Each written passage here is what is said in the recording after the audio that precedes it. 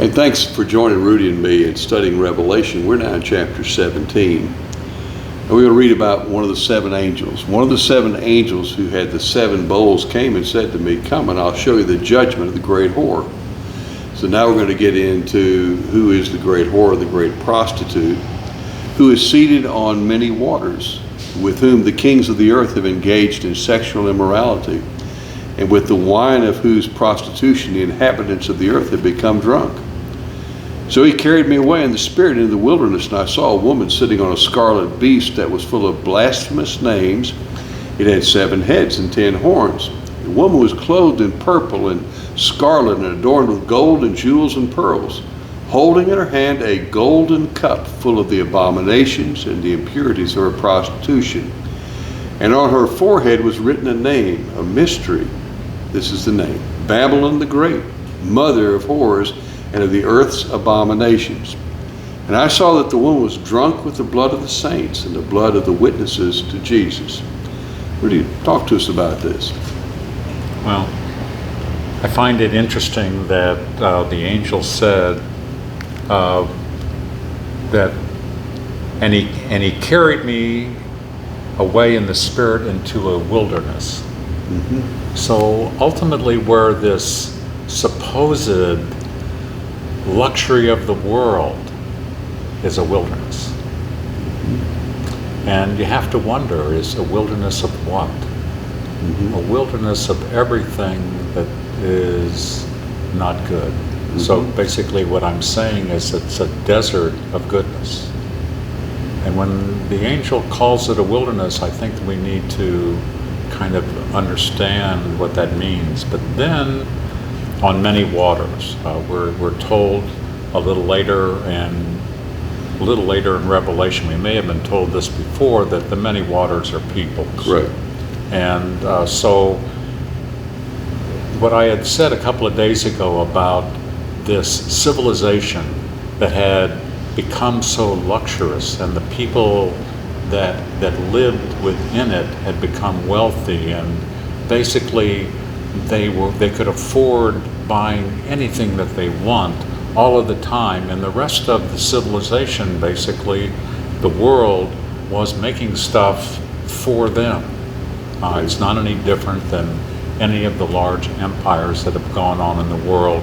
Every capital city has been like that throughout all time. Yeah. And so but then, the angel tells us that the woman is called Babylon. Yeah. And so, again, that brings me back to the diaspora.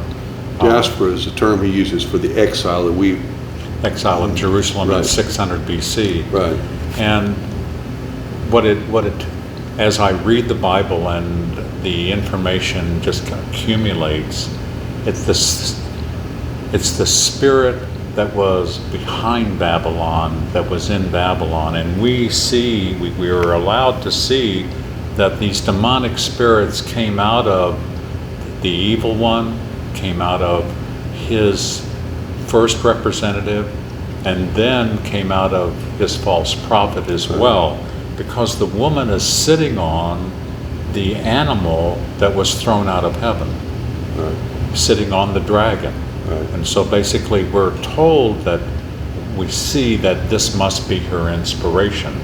But instead of this king, this upside down king, loving his bride, he destroys her. Yeah. And that's the absolute opposite of what we are as the bride of Christ. Yeah. Let's see if I can put this in application for us today. You have evil spirits, all the evil here. On top of that, you have a system that is identified as a great whore or prostitute. In the Old Testament, when God's people abandoned God for idols, he used that terminology for them. So it can involve sexual sin, but it involves our taking what is rightfully God and giving it to someone who is less than God. And so you can read almost every one of the Old Testament prophets talks in this kind of terminology. What we need to be aware of is, here's this evil system, and here on top of that system is something that people believe they have to have in order to exist. And so they give their devotion to it. So, we use the world, but we should not be dominated by the world. We're a part of that, but it should not be so much a part of us that we worship it instead of God. It occurs to me that this is a new thought. So Yeah. I wonder if tithing doesn't help some of this. And the reason I bring it up, that is like, if everybody is in the business of accumulating everything they ever want all of the time, wouldn't giving 10% of what you make limit it would make you feel, it would change the way that you feel. Yeah. I think that it would curb the magnetic pull of materialism to some degree. Yeah. I really never thought about that in that way before. I think you're on something. Richard Foster has a book, they retitled it, but I bought it in its original version. He called it Money, Sex, and Power. And he saw those as the big three that kind of dominate the world system, the American system, and probably the world system. And we think about the draw of those upon human beings. And what we need to do when we read this is to realize that underneath that is the evil forces that then promote that as a world system. And money's good, sex is good, and power is good, but they're not to be worshiped. They're not to become the dominating force of our life. And so we need to give ourselves to the one true being, God himself, as opposed to these. We're probably a good place to quit. Rudy, why don't you, if you have a final thought, do it quick and then pray for us. Well, I think tithing is like keeping the Sabbath. They both help us understand what's really right in life. Right. Father, help us to understand why you made rules for civilization. Yeah. Father, they were lovingly given to us at Sinai.